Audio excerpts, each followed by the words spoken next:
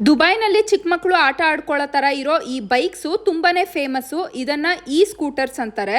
ರೈ ರೈ ಅಂತ ಹೋಗೋ ಎಲೆಕ್ಟ್ರಿಕ್ ಸ್ಕೂಟರ್ಗಳು ದುಬೈನ ಎಲ್ಲ ಕಡೆ ಕೂಡ ಕಾಣಿಸುತ್ತೆ. ಈಗ ನಮ್ಮ ಕಡೆ ಓಲಾ ಸ್ಕೂಟರ್ಸ್ ಬಂದಿದೆ ಅಲ್ವಾ, ಅದಕ್ಕಿಂತ ಇನ್ನೂ ಚಿಕ್ಕದಾಗಿರುತ್ತೆ.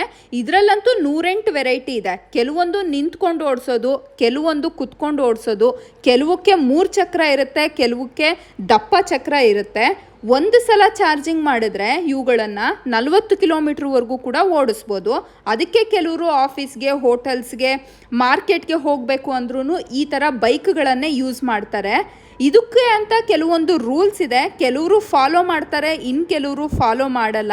ಒಂದು ವೇಳೆ ಪೊಲೀಸ್ ಕೈಗೆ ಸಿಕ್ಕಾಕೊಂಡ್ರೆ ಫೈನ್ ಅಂತೂ ಪಕ್ಕ ಬೀಳುತ್ತೆ. ಈ ಸ್ಕೂಟರ್ಗಳನ್ನು ಪರ್ಚೇಸ್ ಮಾಡಬೇಕು ಅಂದರೆ 20,000 ರೂಪಾಯಿಂದ ಸ್ಟಾರ್ಟ್ ಆಗಿ 1 ಲಕ್ಷ 1.5 ಲಕ್ಷ ರೂಪಾಯಿವರೆಗೂ ಕೂಡ ಇರುತ್ತೆ.